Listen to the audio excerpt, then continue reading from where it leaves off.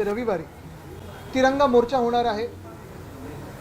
छत्रपती शिवरायांच्या पुतळ्यापासून म्हणजे छत्रपती शिवाजी महाराज पार्क पासून सिद्धिविनायकापर्यंत गेले 10 दिवस आम्ही पाहत आहोत। 19 जेव्हापासून आमचं इकडचं आंदोलन झाल्यानंतर की अनेक लोकांना वाटत आहे मुंबईत जातपात धर्माच्या पलीकडे जाऊन भाषेच्या पलीकडे जाऊन जे कोणी या देशाच्या तरुणांसाठी आंदोलन करत आहेत त्यांना हेच वाटतंय की जिथे ठाकरे आहेत तिथे आम्ही सेफ आहोत आणि तिथे आम्हाला डिटेन्शनमध्ये घेतलं जाणार नाही, तिथे आम्हाला कोणी अटक करणार नाही। आणि हे आंदोलन आपण पाहताय 20 तारखेला जे चिघळलं त्यानंतर देशभरात एक वेगळी रागाची लाट ही निर्माण झालेली आहे की भाजप जनता पार्टी म्हणजे भारतीय जनता पार्टी की ब्रिटिश जनता पार्टी आहे। कदाचित ब्रिटिशपेक्षा जास्ती अत्याचार हे भाजप करत आहे। अगदी शाळेच्या विद्यार्थ्यांपासून कॉलेजच्या विद्यार्थ्यांपर्यंत तरुण तरुणींवर महिलांवर लाठीचार्ज जसा केला जात आहे। दिल्लीमध्ये इलेक्ट्रिक टेजर्स वापरले जात आहेत, काही काही ठिकाणी ते लाठ्यांमध्ये खिळे अक्षरशः टाकलेले आहेत आणि ते वापरले जातात, पेलेट गन्स वापरले जातात।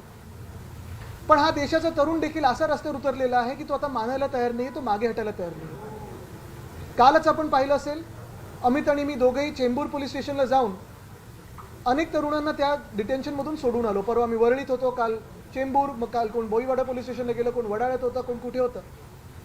आणि ही सगळी मुलं मुली ही 16-17 वर्षाची आहेत, त्यांच्या भवितव्यासाठी उतरलेले आहेत, त्यांच्या न्याय हक्कासाठी उतरलेले आहेत। आम्ही एक कॉल दिलेला, एक हाक दिलेली की 24 तारखेला म्हणजे उद्या शुक्रवारी सगळ्यांनी संध्याकाळी इथे सामूहिक राष्ट्रगीतासाठी जमावं, तिरंग्यासाठी जमावं।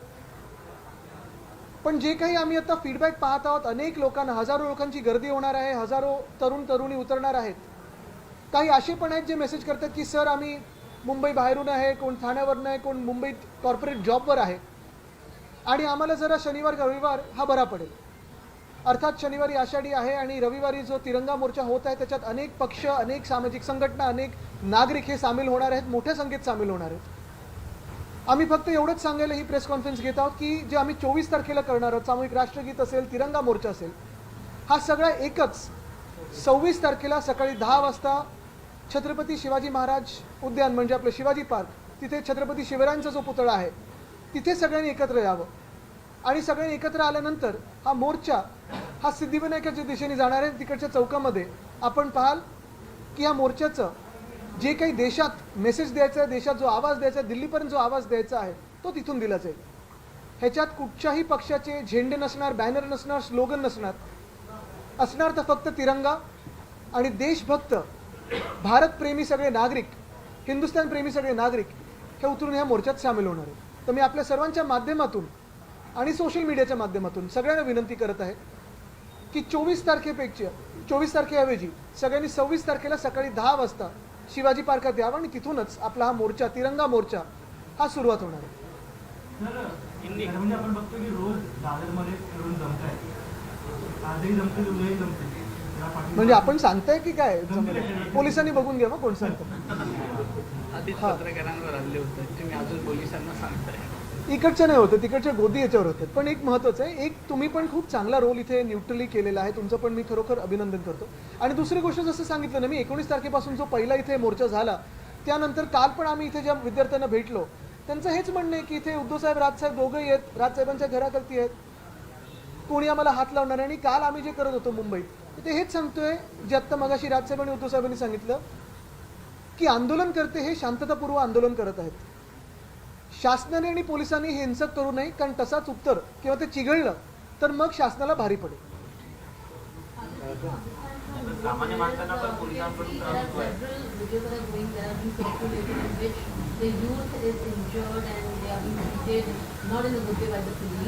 On the 26th, you said there's going to be a morsha or an ambulance carried out by you. Could you please share some details about it and also about the violence being done by the police, not only in Delhi but also in Mumbai? Absolutely. On the 19th of July, we held a protest here to support Sonam Wangchuk and Abhijit Dipke. The protest saw large numbers of common citizens without any political affiliation, without any NGO affiliation, coming together only for the students of this country who were sitting for a fast at Jantar Mantar. ब्रेकनंतर स्वागत. बातमी नाशिकमधून आहे. नाशिक जिल्ह्यात मुसळधार पावसाने झोडपलेल्या आणि संततधार पावसामुळे गोदावरी नदीच्या पाणी पातळीमध्ये मोठी वाढ झाली आहे. रामकुंड परिसरामध्ये पूरसदृश्य परिस्थिती निर्माण झाली आणि दुतोंड्या मारुती मंदिरापर्यंत आता या मंदिरामध्ये कमरेपर्यंत पाणी आलंय.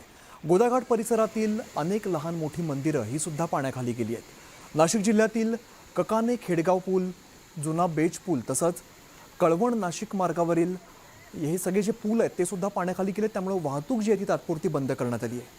बागलाण तालुक्यामध्ये गेल्या 3 दिवसांपासून मुसळधार पाऊस सुरू असून गिरणा नदीला पूर आलाय आणि हा जो बंधारा आहे तो सुद्धा ओव्हरफ्लो झालेला दिसतोय आणि परिसरातील अनेक लहान मोठे बंधारे सुद्धा आता तुडुंब भरलेले आहेत. 3 दृश्य आपण बघतोय. गोदावरी नदीच्या पाणी पातळीत वाढ झालेली आहे.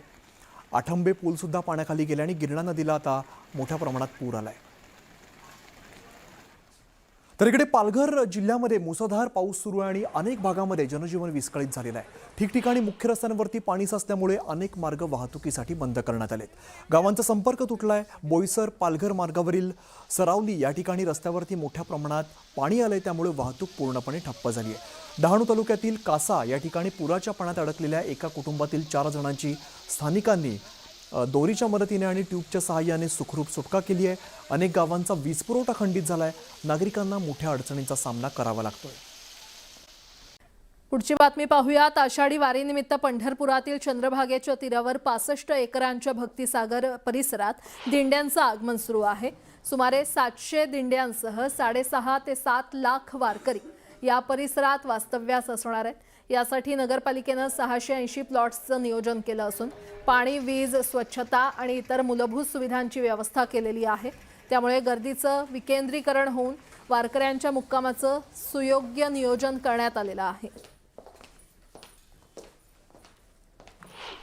आषाढ शुद्ध एकादशी सोहळ्याची उत्कंठा शिगेला पोचलेली आहे आणि आता आपण 65 एकर म्हणजे भक्तिसागर या भागात आहोत. तब्बल 700 दिंड्यांच्या राहण्याची सोय इथं करण्यात आलेली आहे. तसे प्लॉट त्यांना देण्यात आलेले आहेत आणि प्राथमिक ज्या सोयी सुविधा आहेत नगर परिषद पंढरपूरकडून देण्यात आलेल्या आहेत. त्यामध्ये हिरकणी कक्षापासून जे आपत्कालीन मदत आणि प्रतिसाद केंद्र आहे असे सर्व कक्ष इथं उभारण्यात आलेले आहेत, जेणेकरून निम्मा जो भार आहे म्हणजे गर्दीचा तो या भक्तिसागर म्हणजे जवळजवळ 5 ते 6 लाख भाविक या भक्तिसागर मध्ये सामावले जाणार आहेत. स्वतंत्र घाट निर्माण करण्यात आलेला आहे, जेणेकरून येथील भाविकांना थेट चंद्रभागेच्या पात्रामध्ये जाता येईल आणि त्यांचा जो आहे वळसा त्यांना घेऊन जावं लागत होतं तो त्यामुळे वाचलेला आहे. एकंदरीत भक्तिसागर मध्ये सोयी सुविधा उपलब्ध केल्या कारणाने गर्दीचं विकेंद्रीकरण होत आहे आणि जी वारी आहे ती एकदम सुनियोजित होण्याच्या दृष्टिकोनातून हे महत्वाची गोष्ट ठरलेली आहे. आणि एकादशीच्या सोहळ्यासाठी संपूर्ण प्रशासन, नगर परिषद प्रशासनासहित सर्व प्रशासन, पोलीस प्रशासन हे सर्व सज्ज आहे. व्हिडिओ जर्नलिस्ट अजित देशपांडे सोबत वीरेंद्र सिंह उत्पात, न्यूज 18 मराठी, पंढरपूर.